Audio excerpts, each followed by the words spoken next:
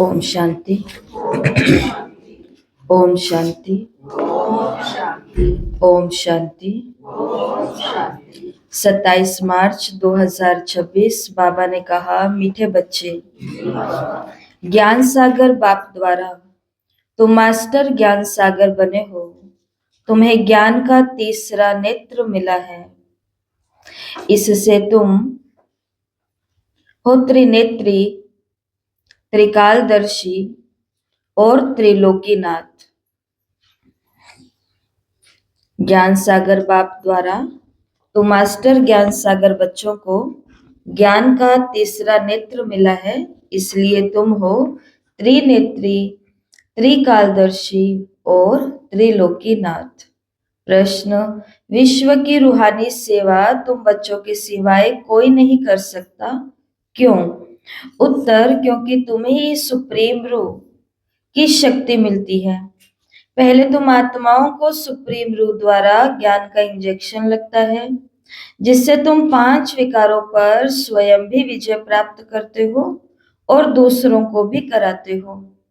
ऐसी सेवा और कोई कर न सके। कल्प कल्प तुम बच्चे ही ये रूहानी सेवा करते हो।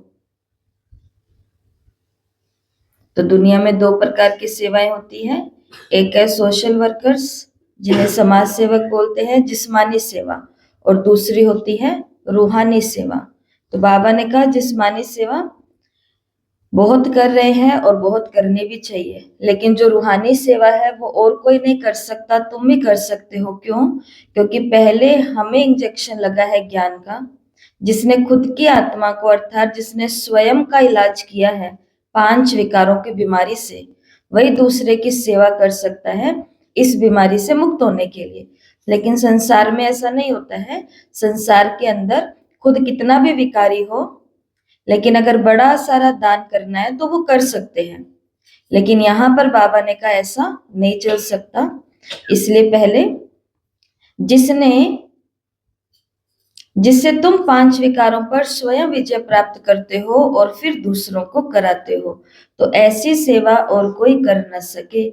ओम शांति। ओम शांति। बाप की याद में बैठना है और कोई भी देहधारी की याद में नहीं बैठना। नए नए जो आते हैं बाप को तो जानते नहीं है, उनका नाम तो बड़ा सहज है, शिव बाबा। बाप को बच्चे नहीं जानते, कितना वंडर है। शिव बाबा ऊंचते ऊंच, सर्व का सदगति दाता, सर्व पतितों का पावन करता, सर्व का दुख हरता भी कहते हैं, परंतु वो कौन है ये नहीं जानते, सिवाय तुम बिके के।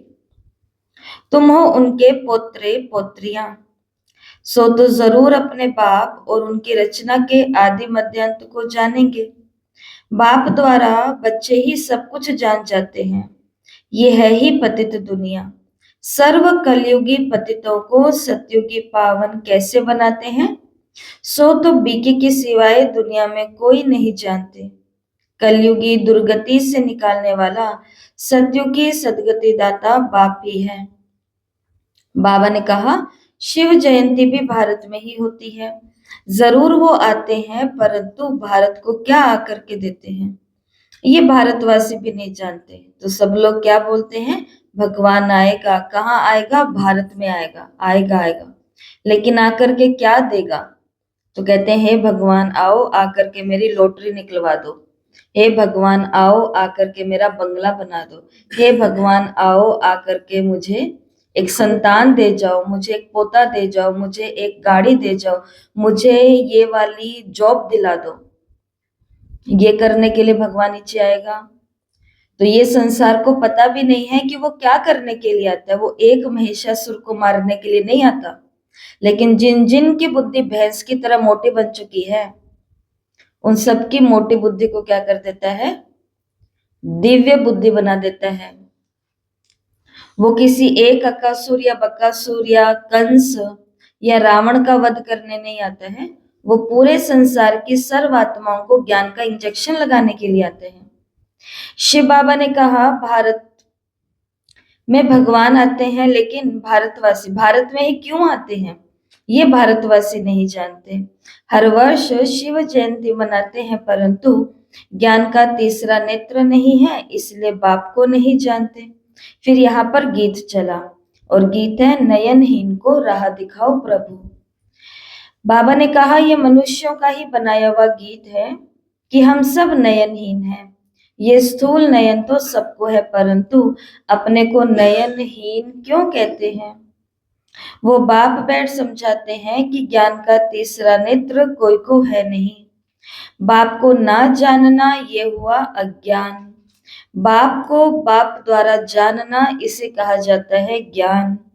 बाप ज्ञान का तीसरा नेत्र देते हैं जिससे तुम सारी रचना के आदि मध्य अंत को जानते हो। ज्ञान सागर के बच्चे तुम मास्टर ज्ञान सागर बन जाते हो। तीसरा नेत्र माना ही त्रिनेत्री, त्रिकालदर्शी, त्रिलोकीनाथ बन जाते हो।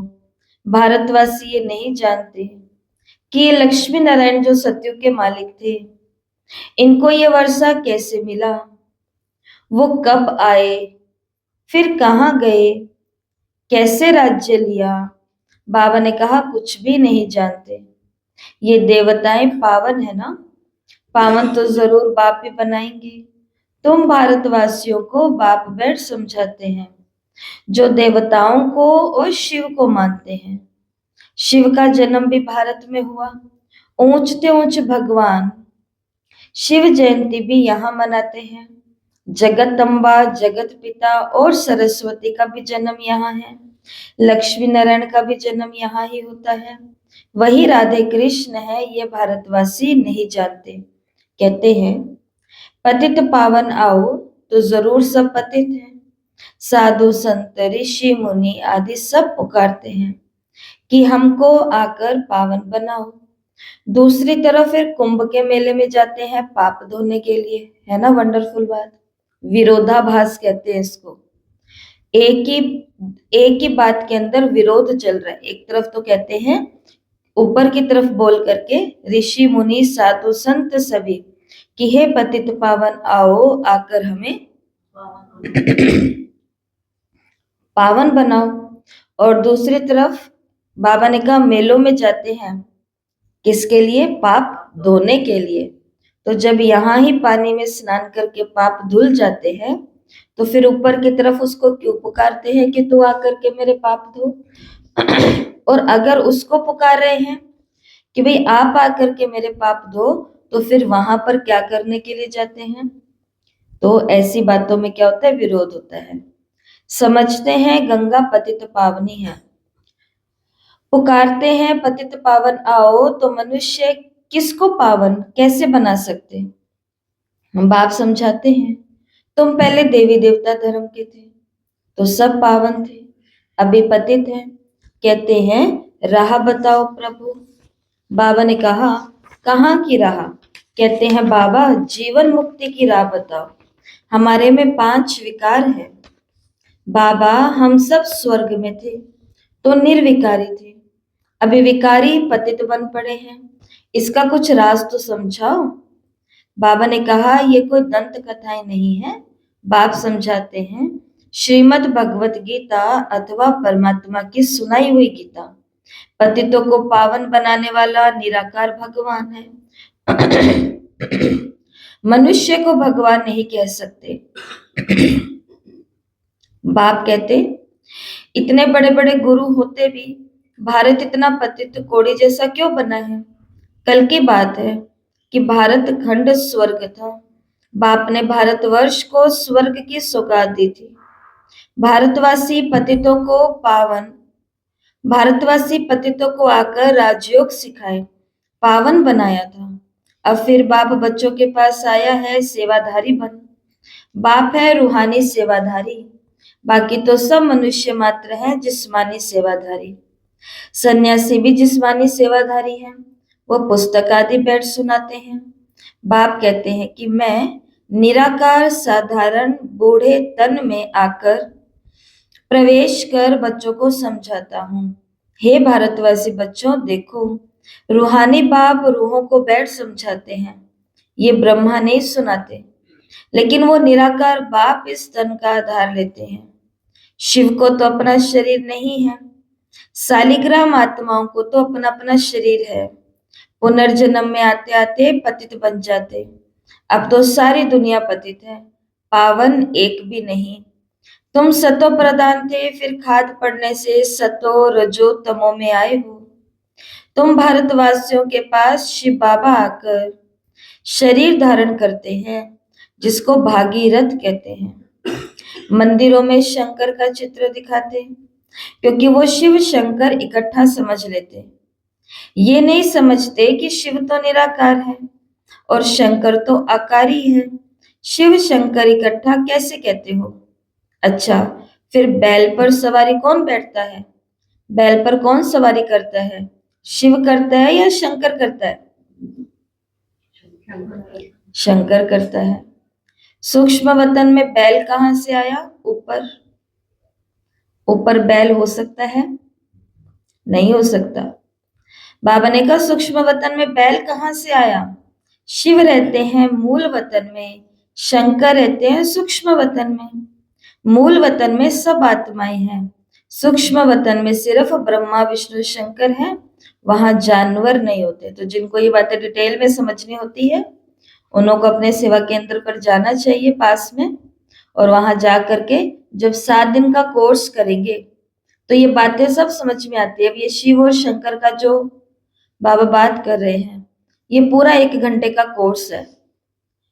ये पूरा 1 घंटे का कोर्स है, जिसको बाबा ने 4 लाइन के अंदर डिस्क्राइब किया। बाप कहते हैं मैं साधारण बूढ़े तन में प्रवेश कर तुमको समझाता हूं। तो लोग क्या करते हैं, इतनी सी बात सुनेंगे तो कहेंगे ये देखो ब्रह्मा कुमारियां कहती है कि शिव और शंकर एक है, अलग अलग है, अलग अलग है, और वो सोचते हैं कि शिव और शंकर एक है। तो फिर वो कंफ्यूज होते हैं, वो कहते हैं कि ये सबको उल्टा ज्ञान सुनाते हैं। फिर उनको कहते हैं कि अगर आपको डाउट है तो आप आओ तो सही, बैठो, हम आपको बिल्कुल क्लैरिटी देंगे। फिर भी अगर आपको लगता है तो फिर कोई दिक्कत नहीं है। तो फिर कहते हैं टाइम नहीं है, आया नहीं जाता, जहर खाने की फुर्सत नहीं है, मरने की भी फुर्सत नहीं है। तो जब मरने की भी फुर्सत नहीं है, जहर खाने की फुर्सत नहीं है, कुछ समझने की फुर्सत नहीं है, तो 2 लाइन सुन करके किसी के ऊपर छाप लगाने की फुर्सत हमको कैसे मिल जाती है कि ब्रह्मा कुमारियां उल्टा ज्ञान देती है। पहले पूरा सुने तो सही कि वो बोल क्या रही हैं, लेकिन उसके लिए क्या निकालना पड़ेगा? टाइम निकालना पड़ेगा। और टाइम कैसे निकलता है?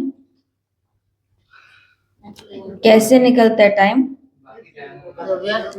जो व्यर्थ में टाइम जा रहा है वहां से टाइम खींचना पड़ता है। कई लोग हमको बोलते हैं कि आप लोगों को तो घर परिवार नहीं है, हम तो घर बार में रहने वाले, हम कैसे आ सकते हैं? तो फिर उन लोगों को क्या समझाया जाता है कि यहाँ आने वाले सेवा केंद्रों पर सब लोग घर बार से ही आते हैं।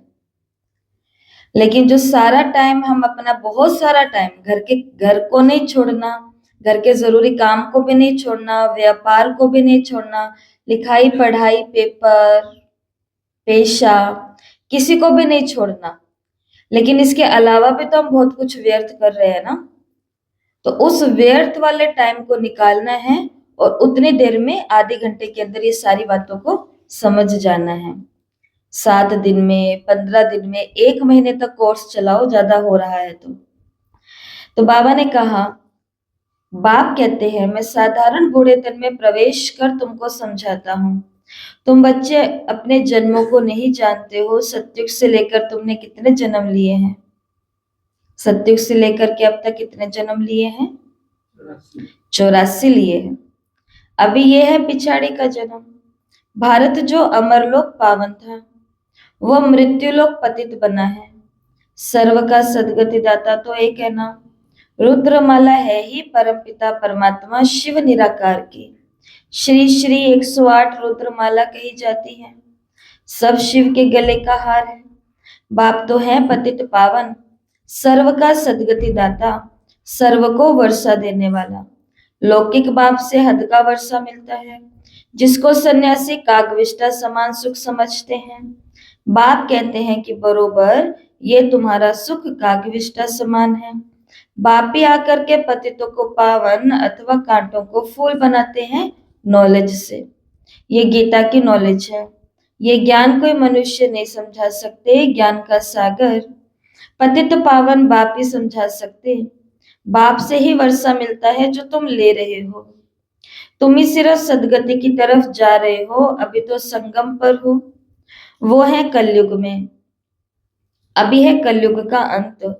महाभारत लड़ाई भी सामने खड़ी है। 5000 वर्ष पहले भी जब तुम राजयोग सीखते थे तो भंबोर को आग लगी थी। तो अभी तो सबको साफ दिख रहा होगा कि सामने क्या खड़ा है। महाभारत खड़ा है। महाभारी महाभारत युद्ध सामने खड़ा है। और सब तरफ क्या हो रही है, इसकी चर्चाएं हो रही है। सिलेंडर बंद, पेट्रोल बंद, लाइट बंद, ये बंद, वो बंद, सब बंद, इसकी चर्चा हो रही है। लेकिन इंतजाम क्या करने हैं, और इंतजाम भी किसके करने हैं, तो वो भी शरीर के हो रहे हैं, उसकी भी चर्चा हो रही है। लेकिन ये जब मरेगा बॉडी, आत्मा जब निकलेगी शरीर से, तो इसका क्या इंतजाम करना है, ये अभी भी कोई नहीं सोच रहा है। अभी भी ये हो गया उनके कारण, अभी भी वो हो रहा है उनके कारण, अभी भी ये इकट्ठा कर लो। लेकिन बाबा ने कहा ये सिर्फ जो राजयोग सीखते हैं। 5000 वर्ष पहले भी जब तुम राजयोग सीखते थे तो बंबोर को आग लगी थी। अभी तुम राजयोग सीख रहे हो ये लक्ष्मी नारायण बनने के लिए। बाकी तो है भक्ति मार्ग। जब बाप आते हैं तो आकर के स्वर्ग के द्वार खोलते हैं। बाप कहते हैं कि ये शिव शक्ति भारत माताएं तो भारत को स्वर्ग बनाती हैं श्रीमत पर। तुम हो शिव शक्ति भारत माताएं जो पूरे विश्व को स्वर्ग बना रही हो। तुम हो ही शिव की औलाद, उसको ही याद करते हैं। शिव से शक्ति लेकर 5 विकारों रूपी शत्रुओं पर जीत पाते हो। तुम बच्चों ने 5000 वर्ष पहले भी भारत की रूहानी सेवा की थी। वो सोशल वर्कर्स है, जिस्मानी सेवा। यह है रूहानी सेवा। सुप्रीम रूह आकर आत्मा को इंजेक्शन लगाते हैं, पढ़ाते हैं। आत्मा सुनती है। तुम आत्माएं हो। तुम ही 84 जन्म लेते हो, एक शरीर छोड़ करके दूसरा लेते हो। 84 जन्म ले, 84 माँ बाप बनाए। सत्युग त्रेता में तुमने स्वर्ग के सुख पाए। अब फिर बेहद के बाप द्वारा सुख का वर्षा ले रहे हो। बरोबर, भारत खंड में ये लक्ष्मी नारायण का राज्य था। वह दैत्य आदि नहीं थे। तुम जानते हो अभी ये पुरानी दुनिया को आग लगनी है। मैं आकर यज्ञ रचता हूं। तुम सब पवित्र देवता बनते हो। हजारों हैं जो देवता बनने का पुरुषार्थ कर रहे हैं। बाप आया है बच्चों की सदगति करने। तुम बच्चों को कांटों से फूल बना रहे हैं। तुमको ज्ञान का तीसरा नेत्र दे रहे हैं, जिससे तुम सारे ड्रामा को, शिव बाबा के पाठ को, वो क्या पाठ बजाता है सब जानते हो। ब्रह्मा और विष्णु का कनेक्शन क्या है वो भी जानते हो। वे दिखाते हैं कि विष्णु की नाभि से ब्रह्मा निकला, ब्रह्मा जाकर के विष्णु बनते हैं। बाबा ने कहा ब्राह्मण सो फिर देवता। विष्णु से ब्रह्मा बनने में 5000 वर्ष लगे। ये तुमको ज्ञान है। तुम ब्राह्मणों के नाभि कमल से विष्णु पूरी प्रकट हो रही है। उन्होंने तो चित्र बनाया है कि विष्णु की नाभि से ब्रह्मा निकला। फिर सभी वेदों शास्त्रों का सार सुनाया। अब तुम ब्रह्मा द्वारा सारा सार समझते हो। बाप कहते हैं मुख्य धर्म शास्त्र हैं 4। पहले देवी देवता धर्म का शास्त्र है गीता। गीता किसने सुनाई? शिव बाबा ने। ज्ञान सागर पतित पावन सुख का सागर शिव बाबा है। उसने बैठ भारत खंड को स्वर्ग बनाया, ना कि श्री कृष्ण ने। श्री कृष्ण तो मेरे द्वारा ज्ञान सुनकर फिर श्री कृष्ण बना। तो ये गुप्त बात हुई ना। नए नए बच्चे इन बातों को समझ न सके। शिव बाबा ने स्वर्ग की स्थापना की, उसमें ये लक्ष्मी नारायण राज्य करते थे। अब तो मनुष्य से देवता बन रहे हो। बाप कहते हैं इस मृत्यु लोक दुख धाम में तुम्हारा अंतिम जन्म है। भारत अमर लोक था, वहां दुख का नाम नहीं था। बाबा ने कहा भारत परिस्तान था और अब कब्रिस्तान बना है, फिर परिस्तान होगा। तो ये समझने की बातें हैं। यह है मनुष्य से देवता बनने की पाठशाला। ये कोई सन्यासियों का सत्संग नहीं है जहाँ शास्त्र बैठ करके सुनाए। इन बातों को नया कोई समझ न सके जब तक 7 दिन का कोर्स नहीं किया है। इस समय भगत तो सब मनुष्य मात्र हैं, उन्हों की आत्मा भी याद करती है परमात्मा एक माशुक है। परमात्मा एक माशुक के सब आशिक हैं। बाप आकर के सचखंड बनाते हैं, आधा कल्प के बाद फिर रावण आकर के झूठखंड बनाते हैं। अभी है संगम, तो ये सब है समझने की बातें। अच्छा, मीठे मीठे सिकिलधे बच्चों प्रति माता पिता बाप दादा का याद प्यार और गुड मॉर्निंग।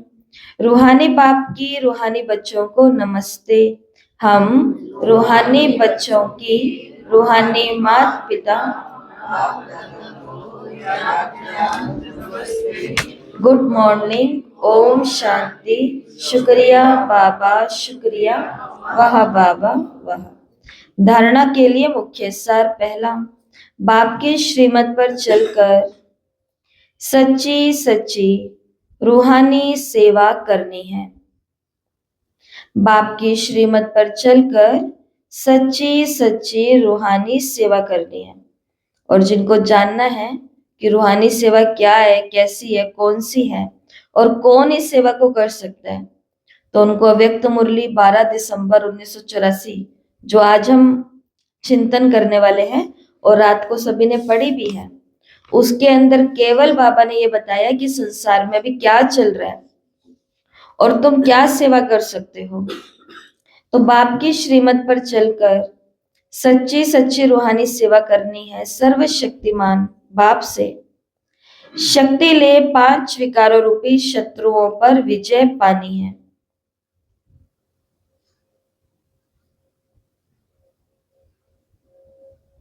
दूसरा, मनुष्य से देवता बनने के लिए पवित्र जरूर बनना है।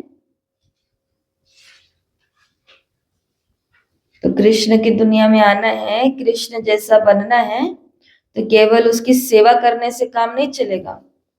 वो करनी तो बहुत श्रेष्ठ बात है, क्योंकि हम बुराई से बचे रहते हैं, श्रेष्ठ संग में रहते हैं, अच्छे संस्कार सीखते हैं और उससे हमारी रक्षा भी होती है। लेकिन जिसकी इच्छा है कि मूर्ति के साथ नहीं, सच के कृष्ण के साथ मैं रहूं, 9 लाख कृष्ण के जैसे, 2 करोड़ कृष्ण के जैसे लोग, तो उनके साथ रहने के लिए क्या करना है? सर्वशक्तिमान बाप से शक्ति लेकर 5 विकार रूपी शत्रुओं पर विजय पानी है। तो कृष्ण के जैसे लक्षण धारण करने हैं। कृष्ण के अंदर काम नहीं है, क्रोध नहीं है, लोभ नहीं है, मोह नहीं है और अहंकार नहीं है, आलस नहीं है, अलबेलापन नहीं है, चिड़चिड़ापन नहीं है, डर नहीं है, चिंता नहीं है, शोक नहीं है, शिकायत नहीं है। ऐसी कुछ भी बीमारियां उस आत्मा के पास नहीं है। तो अगर कृष्ण की दुनिया में जाना है तो सर्वशक्तिवान बाप से शक्ति लेकर पहले संगम युग में खुद को कैसा बनाना है? विकारों रूपी शत्रुओं पर विजय प्राप्त कर चुका हूं, ऐसा बनाना है। दूसरा, मनुष्य से देवता बनने के लिए पवित्र जरूर बनना है। नॉलेज को धारण कर कांटे से फूल बनना है और बनाना है। और आज का वरदान है, विनाश के समय पेपर में पास होने वाले आकारी लाइट रूपधारी भव। विनाश के समय पेपर में पास होने वाले आकारी लाइट रूपधारी भव। बाबा ने कहा विनाश के समय पेपर में पास होने व सर्व परिस्थितियों का सामना करने के लिए आकारी लाइट रूपधारी बनो। जब चलते फिरते लाइट हाउस हो जाएंगे तो आपका ये रूप, आपका ये शरीर दिखाई नहीं देगा। जैसे पाठ बजाने समय चोला धारण करते हो, कार्य समाप्त हुआ, चोला उतारा। ऐसे 1 सेकंड में धारण करो और 1 सेकंड में न्यारे हो जाओ। बाबा ने कहा जब ये अभ्यास होगा तो देखने वाले अनुभव करेंगे कि ये लाइट के वस्त्रधारी हैं, लाइट ही इन्हों का श्रृंगार है। और आज का स्लोगन है, उमंग उत्साह के पंख सदा साथ हो तो हर कार्य में सफलता मिलती है। उमंग उत्साह के पंख सदा साथ हो तो हर कार्य में सफलता सहज मिलती है। और आज के व्यक्ति इशारे, बाप सर्वशक्तिमान है तो उसका हाथ पकड़ने वाले पहुंचे कि पहुंचे, ये फेथ रखो, निश्चय रखो। चाहे खुद भले ही कमजोर हो लेकिन साथी मजबूत है ना, इसलिए पार हो ही जाएंगे। ऐसे सदा निश्चय बुद्धि विजयी रत्न है, इसी समृद्धि में रहो। बीती सो बीती, बिंदी लगा करके आगे बढ़ो। अभी तक पुरुषार्थ नहीं किया, वेस्ट ऑफ टाइम, एनर्जी किया, कोई बात नहीं। बाबा ने कहा बीती सो बीती, अब उस सभी पॉइंट्स को बिंदी लगा करके अब क्या करो, आगे बढ़ो। फेथ रखो कि साथी हमारा मजबूत है, पहुंचे कि पहुंचे। मधुबन से विशेष नोट आए हैं, विशेष सूचना आई है। आज प्यारे बाप दादा की अति लाडली देश विदेश के सर्व ब्राह्मण परिवार की जान, हम सबके दिलों पर राज करने वाली मीठी दादी जानकी जी का पुण्य स्मृति दिवस है। दादी जी ने 104 वर्ष की आयु तक विदेही व जीवन मुक्त स्थिति में रहे, ज्ञान दान के साथ साथ गुणों का दान करते पूरे परिवार की अलौकिक पालना की। उनकी सार गर्भित अनेक ज्ञान के गुह्य रहस्यों से भरपूर क्लासेस का सभी का मार्गदर्शन करती रही। आज भी उनकी छत्र छाया और उनके द्वारा मिली हुई अनमोल शिक्षाएं अनेक ब्रह्मावत्सों के कानों में गूंजती रहती है। दादी जी सच्चाई, सफाई और सादगी की प्रतिमूर्ति थी। दादी जी द्वारा मिली हुई अनेक अनमोल शिक्षाओं में से कुछ शिक्षाएं लिख रहे हैं, सभी इन्हें आत्मसात करना ही। तो ऐसी 16 दादी की शिक्षाएं यहाँ पर आई हैं। पहला, अपने सूक्ष्म अभिमान को परख कर उसे जल्दी से खत्म करना ही अपने ऊपर आशीर्वाद करना है। खुद को क्या करो, आशीर्वाद दो। और खुद को आशीर्वाद देना दादी किसको कहते थे कि अपने सूक्ष्म अभिमान को परखो, जल्दी से उसे खत्म करो, यही खुद को आशीर्वाद करना है। दादी जी की दूसरी पॉइंट क्लासेस से, अधिक सोचने, बोलने और चिंता करने से शक्ति खर्च होती है। अधिक सोचने, बोलने और चिंता करने से शक्ति खत्म होती है। साइलेंस में रहो तो शक्ति जमा हो। तीसरा, किसी की गलती चित्त पर ना हो, चित्त साफ रखो तो चैन से रहेंगे।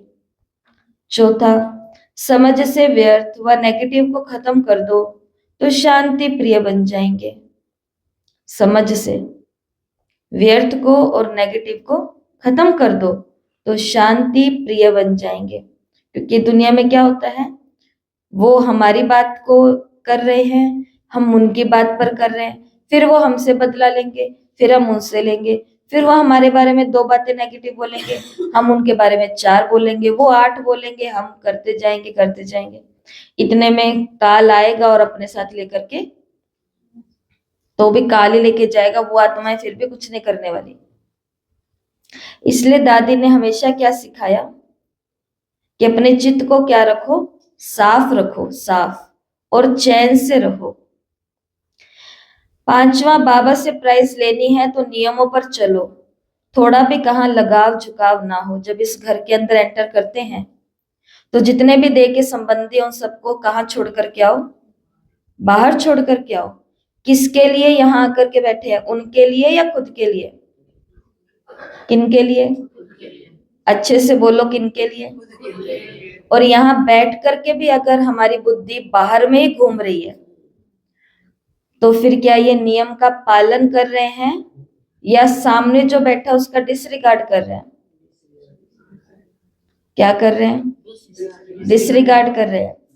इसलिए बाबा से अगर प्राइज लेनी है ना तो कहाँ भी थोड़ा सा भी लगाव और झुकाव ना हो, क्योंकि यहाँ से बाहर जाकर के तो हमें सब कुछ किसका करना है? उनका ही तो करना है। प्यार से करना है, स्नेह से करना है, जिम्मेवारियों के साथ करना है। लेकिन अगर बाबा से प्राइज लेनी है तो दादी कहते हैं कि नियमों पर चलो। छठा, कर्म और संबंध का पता गुणों से चलता है, इसलिए कर्म में रूहानियत और संबंध में सच्चाई हो। ये दादी जी का मंत्र था। कर्मों में हो रूहानियत और संबंधों में क्या हो? सच्चाई। आजकल संबंधों में सच्चाई रही है? मैं आपके सामने आऊंगी तो आपको खुश करने के लिए हाँ हाँ सही है भाई, सही है, सही है, सही है। इनके पास जाऊंगी तो इनको खुश करने के लिए हाँ हाँ भाई सही है, सही है, सही है। सच्चे हैं हम? ना हमें उनसे कोई मतलब है, ना हमें इनसे कोई मतलब है। हमें बस किससे मतलब है? कि मेरा काम कल को इनसे कुछ करवाना हो तो भी बन जाए, इनसे कुछ करवाना हो तो भी बन जाए। लेकिन हम अपने संबंधों को भी सच्चाई से नहीं निभा पा रहे हैं। और ये बहुत अच्छी बात नहीं है, ये बहुत बुरी बात है कि माता पिता बच्चों के साथ झूठे हैं, बच्चे माता पिता के साथ झूठे बन चुके हैं। और कमाल की बात है कि अब जो नया सदस्य घर में आ रहा है, चाहे छोटे बच्चे के रूप में आ रहा है, चाहे नए जमाई के रूप में आ रहा है, चाहे नई बहू के रूप में आ रहा है, कोई भी आ रहा है, देवरानी के रूप में, जेठानी जो भी है, किसी भी रूप में आ रहा है, उससे हम क्या उम्मीद करते हैं कि देखो हमारे घर में ना जो भी मन में बात हो ना, मुझे सच सच बता देना। सही बात है। लेकिन जो हम 25-26 सालों तक एक ही छत के नीचे रह रहे हैं, माँ बाप बच्चे, वो एक दूसरे के साथ सच्चे नहीं। यहाँ तक पत्नी सब कुछ छोड़ करके जिसके पीछे आई है उसके साथ भी सच्ची नहीं है। और पति ने सबको छोड़ दिया, जिसके लिए सबसे मुंह फेर लिया, बुराइयों तक को छोड़ दिया, उस वाइफ के प्रति भी वो क्या नहीं है। लेकिन जो नए रिश्ते आएंगे जीवन में, उनसे क्या उम्मीद करते हैं कि ये सच्चे हों, ये जो सामने बैठा इंसान ये मेरे प्रति सच्चा हो। लेकिन हम नहीं होते हैं। इसलिए दादी का आपने स्तंभ देखा हुआ है, शक्ति स्तंभ, शांतिवन में, तो वहां पर क्या लिखा हुआ है? सादगी, सच्चाई, सफाई। दादी के जीवन का यह असूल था, जो आज बाबा ने मुरली में बोला, माताएं विश्व की सेवा करे, साकार मुरली है। तो दादी जानकी कोई कन्या नहीं थी, दादी जानकी एक माता थे। घर को, संसार को, ससुराल को, सब कुछ छोड़ करके वो बाबा के बने थे। लेकिन शरण लेने के बाद, बनने के बाद में दादी को कितनी बड़ी बीमारी थी, हेजा हुआ था। दादी जब से आए थे 21 साल की उम्र शायद, तब से लेकर के 104 साल की उम्र तक दादी हमेशा ही क्या रहे? बीमार रहे। तो दादी पूना सेंटर में ऊपर अपने रूम में खड़े थे, बाहर समुद्र, मुंबई में बाहर समुद्र को देख रहे थे अपने रूम की खिड़की से। और समुद्र को देखते देखते बस यही सोच रहे थे कि बाबा से बातें कर रहे थे कि बाबा ये गोलियां, ये बीमारी मुझे तो कुछ करने ही नहीं दे रही है, तो ये संगम युग तो मेरा ऐसे ही जा रहा है। ऐसे कुछ चिंतन वो कर रहे थे और उनको एकदम महसूस हुआ कि बाबा ने उनके कंधे पर हाथ रख दिया। और वो बाबा का कंधे पर हाथ कि मैं सब कुछ कराऊंगा। और उसके बाद दादी कभी रुके ही नहीं। फिर उसके बाद दादी केवल विदेशों की सेवाओं पर, देश से विदेश, विदेश से अन्य विदेश, अन्य विदेशों से फिर देश, ऐसा दादी का टूर रहा, हमेशा रहा। और किसके साथ रहा? बीमारी के साथ रहा। हमको थोड़ा सा सिर दर्द होता है और सीधा अटैक किस पर हो जाता है? आज सिर दर्द हो रहा है, क्लास में नहीं जाएंगे। मैं हमेशा ये कहती हूँ, क्लास में नहीं जाओगे, घर पर पड़े रहेंगे, सिर दर्द ठीक हो जाएगा? आप पूरा दिन लेटे रहो, 1 दिन, 2 दिन, 10 दिन, 15 दिन, 2-4 घंटे के बाद में वो घर वाले आसपास घूमने शुरू हो जाएंगे ना, चाय चाय चाय चाय चाय। फिर सिर के ऊपर पट्टा बांध के वही माताएं क्या हो जाती है? चाय बनाना स्टार्ट कर देती है। तो वो सिर पर पट्टा बांध के क्यों नहीं क्लास में आके बैठ जाते? लेकिन हम कुछ नहीं छोड़ेंगे, लेकिन क्या छूट जाता है हमारा ये। तो दादी से अगर आज कुछ सीखना है, मैं इस फोटो को रात से देख रही हूँ, दादी की आंखें देखो, ये सचमुच की आंखें लग रही है, ऐसे लगता है कि दादी बस देख ही रहे हैं। तो ये जरूर दादी से आज हमें ताकत तो लेनी ही चाहिए कि ये इतनी बीमारियों के बीच में इतना कुछ कैसे कर दिया इन्होंने। तो खैर, कर्मों में क्या होनी चाहिए? रूहानियत। और संबंधों में क्या होनी चाहिए? दादी ने कहा है सच्चाई होनी चाहिए। जो चल रहा है वो बताओ, नहीं तो अंदर ही अंदर गुत्थियां उलझा उलझा करके डिस्टर्ब होते हैं और डिस्टर्ब बाद में करते हैं। 7वां पॉइंट है दादी की क्लास से, नम्रता और सत्यता को अपना साथी बना लो तो हर बात एक्यूरेट होगी। 8वां, प्यार मांगने के बजाय स्वमान में रहो और सबको मान दो तो प्यार के पात्र बन जाएंगे। 9वां, जो सच्चे, स्वच्छ और सर्विसेबल है वही परमात्मा प्यार के पात्र हैं। भगवान का प्यार हर किसी को, सब भगवान से प्यार करते हैं। एक आत्मा बस ये बोलती है, जो यहाँ आती है वो आत्मा बोलती है कि मैं पहले बहुत भावना में, बहुत ज्यादा मेरी भगवान के प्रति भावना थी और मेरे को दिखते भी थे, अनुभव भी होते थे, लेकिन अब मेरे को कुछ नहीं होता है, अब मुझे कुछ आभास नहीं होते हैं। तो उसके लिए पहले क्या धारण करनी पड़ेगी? सच्चाई, स्वच्छता और उसकी सेवा करो। तो भगवान इन तीनों का रिटर्न हमें क्या देगा? अपना हमें प्यारा बना लेगा। तो परमात्मा प्यार के पात्र कौन है? जो सच्चे हैं, स्वच्छ हैं और सर्विसेबल हैं। 10वीं पॉइंट है, सेवा करते डबल लाइट रहना, यही सबसे बड़ी सेवा है। 11वां, बड़ी बात को छोटा बना दो तो सूली भी कांटा हो जाएगी। 12वां, चिंतन साधना में इंटरफेयर करता है और सिमरण साधना द्वारा सिद्धि दिलाता है।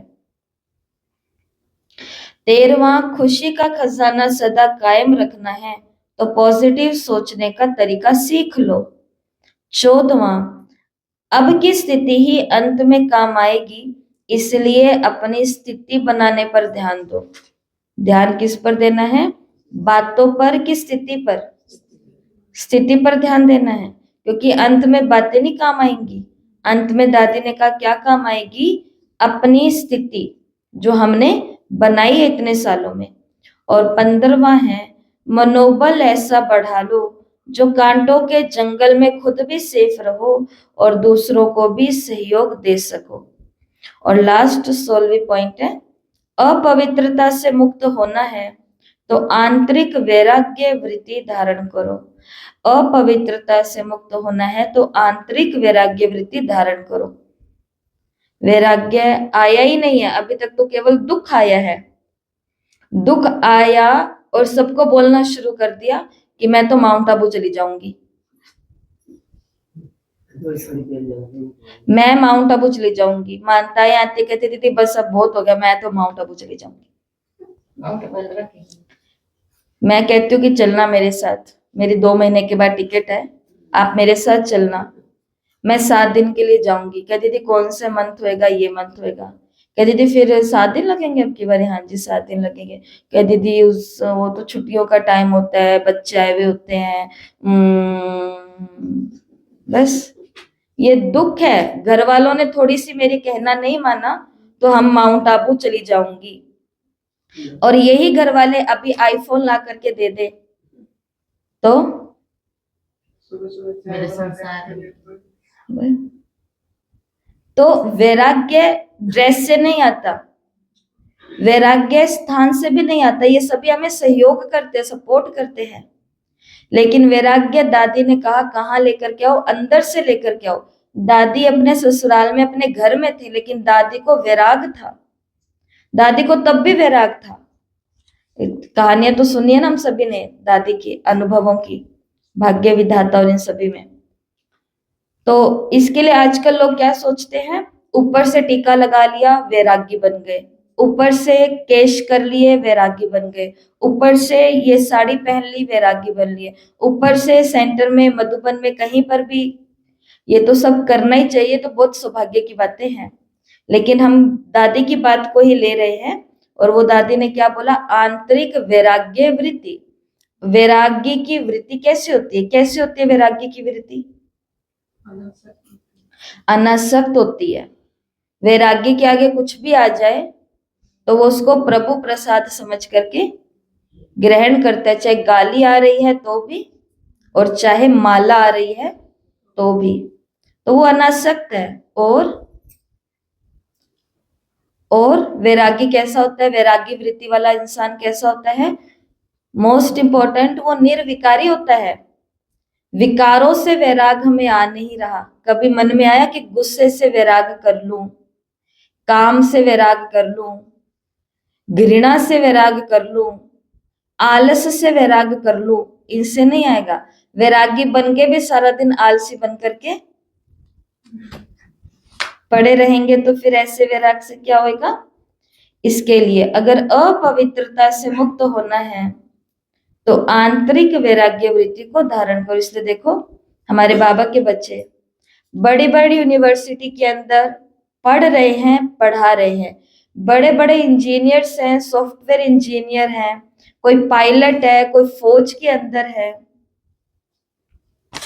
कोई टीचर है, कोई अधिकारी है, कोई अभिनेता है, कोई राजनेता है, सब बाबा, और कोई सिंगर है। ये सब बाबा के बच्चे हैं जो डेली मुरली सुनते हैं और डेली मेडिटेशन करते हैं, मधुबन जाते हैं और सेवाएं करते हैं। ये वो हैं, लेकिन अपने प्रोफेशन के अंदर रहते हुए, वैराग को धारण करते हुए वो ये सारा काम कर रहे हैं। तो कांटों की दुनिया में, अपवित्र दुनिया में भी उसे मुक्त होकर के रह पा रहे हैं ना, ऐसा। तो दादी ने कहा आंतरिक वैराग्य वृत्ति को धारण करो। तो घर वालों को धमकियां नहीं देनी है झूठी, कि दीदी के पास चली जाऊंगी, माउंट आबू चली जाऊंगी, ये कर लूंगी। वो दीदी भी यही बोलेगी कि अच्छा अब यहाँ आए हो, अब यहाँ आकर के माता जी अब आपका ये खाना हम सारा चेंज कर देंगे, अब आपको ये कुछ नहीं खाना। इतने में घर याद आ जाएगा, मेरी बहू तो मुझे ये बना के देती है यहाँ पे तो। तो ऐसे थोड़ी ना होता है। दीदी तो यहाँ सेवा भी कराती हैं। दीदी कहती है अरे बैठे बैठे माता जी और कुछ नहीं होता, आपके पैर दुखते हैं, ये होता है। कोई बात नहीं, अब आप सेंटर पे आ ही गए हो, सब्जी काट दिया करो बैठे बैठे। अब सारा दिन बैठे बैठे क्या काटते रहो, सब्जी काटते रहो। तो उसमें भी तो जोर पड़ेगा आंखों पर, उसमें भी तो हाथों को चलाना पड़ेगा, कुछ तो करना पड़ेगा, और फिर घर याद आने लग जाएगा। अकेला बैठना पड़ेगा, बातें और नहीं है यहाँ पे। इसके लिए कुछ भी मुंह से ये जो बाण हम निकालते हैं ना, ये निकालने से पहले सोच समझ लेना चाहिए कि जिस स्थान की हम बात कर रहे हैं वहां पर ऐसे ही लोग नहीं बैठे हैं कि घर से दुखी हो गए। कल ही एक माता माउंट आबू जाकर के आई हैं, और कल ही उनका इतना बड़ा सारा वॉइस मैसेज मेरे पास आया है, और उसके अंदर उन्होंने ये बात बहुत अच्छी कही है कि दीदी ये बात मैंने वहां जाकर के देख ली, अपनी दीदियों के साथ देख ली, कि भैया आप लोग सही बताते हो कि परिवार में रहने वालों को प्रॉब्लम है, लेकिन जो इस जीवन के अंदर है वो हर दिन कितनी प्रॉब्लम से गुजर रहे हैं, और वो आपको बताते भी नहीं है, आपको महसूस भी नहीं होने देते। इसलिए मैं दुखी हूं, मैं प्रॉब्लम में हूं, मैं ये हूं, ये बाजा हमेशा बजा करके कभी उधर के लिए इधर को धमकी दे दो, इधर मूड खराब हो जाएगा तो घर पे बैठ जाएंगे, तो फिर उधर बैठ जाएंगे। तो ऐसे करते करते तो हम किसको धोखा दे रहे हैं? खुद को धोखा दे रहे हैं। तो ऐसे किसी को भी, दादी ने कहा खुद भी जंगल में सेफ रहना है, औरों को भी सेफ्टी का सहयोग देना है, अपनी स्थिति को कैसा बनाना है कि अंतिम समय में मेरी स्थिति मेरे काम आए, ठीक है। और चिंता करने में शक्ति नहीं खत्म करनी, ज्यादा सोचने में शक्ति नहीं खत्म करनी। ओम शांति। तो आज का स्वमान, मैं आकारी लाइट मैं लाइट रूपधारी हूं। मैं लाइट रूपधारी हूं। मैं लाइट रूपधारी हूं। तो आज पूरा दिन कर्म करते हुए बीच बीच में क्या याद रखना, ये हाथ भी प्रकाश के हैं, ये पांव जहां चल रहे हैं प्रकाश के हैं। शीशे में देखो तो पूरी बॉडी किसकी है, प्रकाश की है। मैं बिल्कुल लाइट हूं, मैं बिल्कुल लाइट हूं। ओम शांति।